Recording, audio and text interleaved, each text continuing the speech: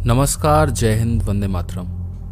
1971 एक ऐसा युद्ध जिसने दुनिया का नक्शा बदल दिया, एक ऐसा युद्ध जिसने दुनिया का दृष्टिकोण बदल दिया, एक ऐसा युद्ध जिसने रणनीति को नई परिभाषा दी।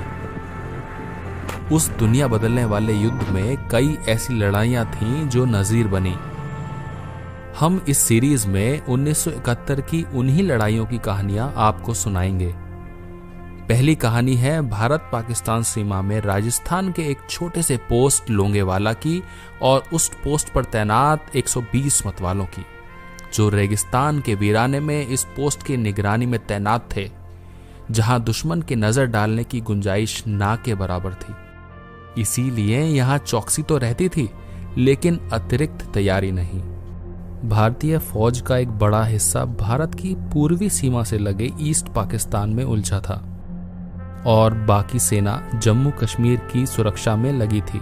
पाकिस्तान ने सोचा अपने गिरेबान पर पकड़ ढीली करानी है तो कम तैनाती वाली सरहद से भारत में दाखिल हो जाए और इलाके पर कब्जा जमा ले, ताकि पूर्व की भरपाई पश्चिम में हो सके।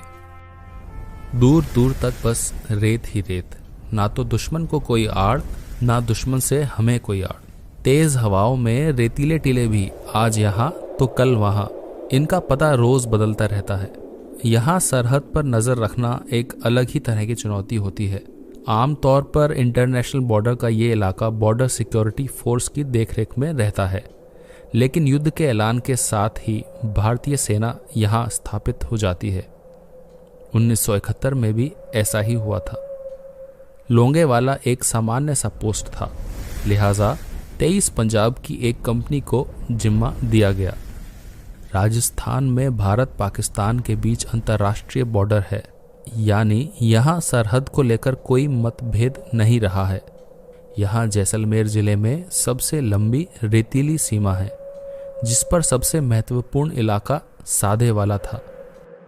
लोंगेवाला पोस्ट पर पंजाब रेजिमेंट की 23वीं बटालियन की अल्फा कंपनी तैनात थी। इसकी अगुवाई कर रहे थे मेजर कुलदीप सिंह चांदपुरी। लोंगेवाला पर किसी तरह का खतरा होगा ये किसी ने नहीं सोचा था। हाँ, वहाँ पोस्ट पर तैनात कंपनी ने एक ऐसी आशंका जताई थी, लेकिन उस समय ये आशंका बेबुनियाद लग रही थी।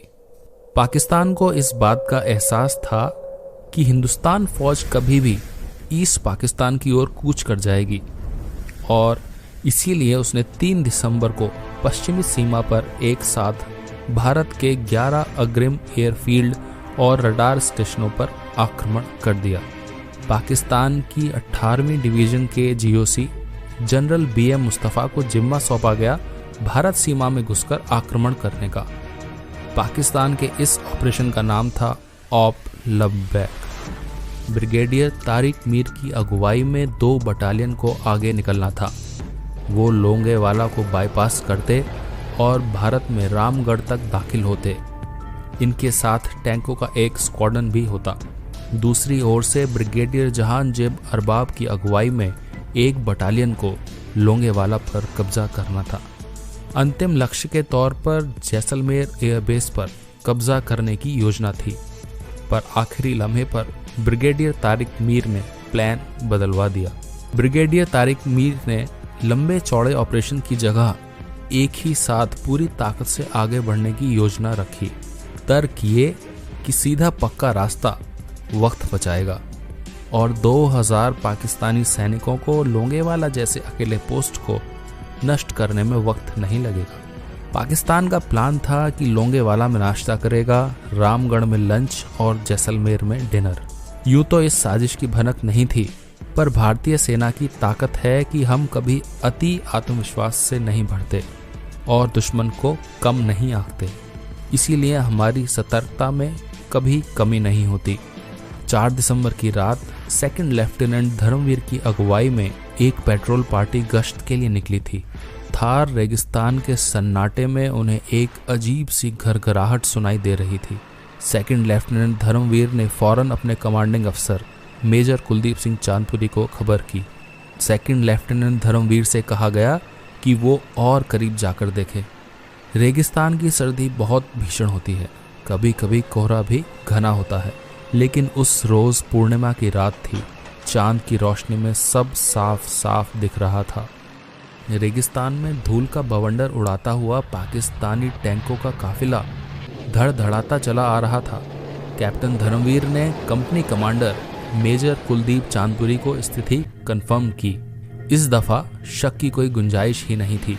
मेजर चांदपुरी ने तुरंत battalion headquarter Sadewala, brigade headquarter और डिवीजन हेडक्वार्टर संदेश भेज दिया। रेगिस्तानी इलाके की चुनौतियां किसी भी तरह की मदद मिलने की गुंजाइशों को और मुश्किल बना रही थीं। सवाल ये था कि सुदूर एक अकेले पोस्ट को मदद पहुंचाई भी जाए तो कैसे। फौरी मदद ना मिलने की सूरत में मेजर चांदपुरी के सामने दो विकल्प रखे गए। मेजर कुलदीप चांदपुरी ने वो चुना जिसने दुनिया के सैन्य इतिहास में वीरता की परिभाषा ही बदल दी। ये एक कठिन फैसला था।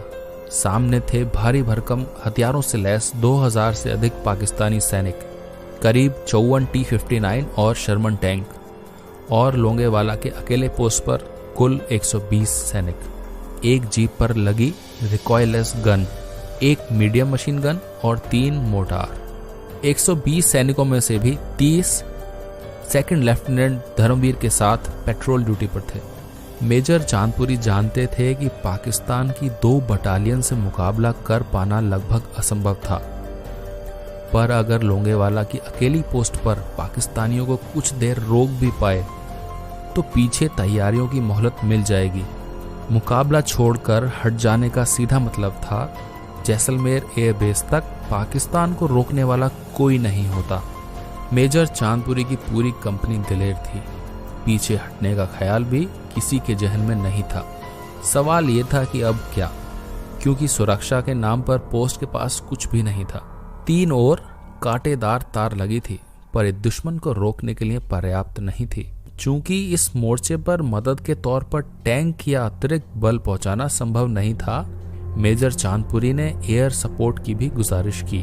हंटर विमानों के लिए भी सवेरे तक का इंतजार करना था। सुबह की रोशनी में कम से कम 5 घंटे का वक्त था। इतनी देर तो दुश्मन के खिलाफ डटे रहना जरूरी था, चाहे कुछ भी हो जाए। निर्णय लेने में देर होती तो बहुत देर हो जाती। अंतिम निर्णय लेने से पहले कंपनी से एक आखिरी संवाद का वक्त था। इस जंग में उतरने से पहले यह स्पष्ट करना था एक एक सिपाही को कि ये जंग हथियारों से नहीं, हौसलों से लड़ी जानी है। जो 1.25 लाख से 1 लड़ाकों को संकल्प ले सके वो साथ आए। सुबह तक पाकिस्तानियों को रोके रखना था, जान लेकर या जान देकर। मेजर चांदपुरी जानते थे कि एक छोटी सी टुकड़ी लेकर इतनी बड़ी फौज से टकराने का मतलब क्या था, लेकिन उनको ये भी पता था कि मातृभूमि के लिए ये करना ही था।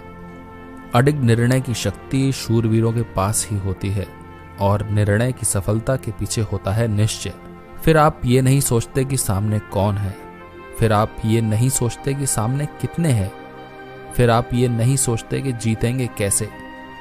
प्रण के आगे प्राण का मोल नहीं होता। टैंकों की आवाज धीरे धीरे और करीब आती जा रही थी।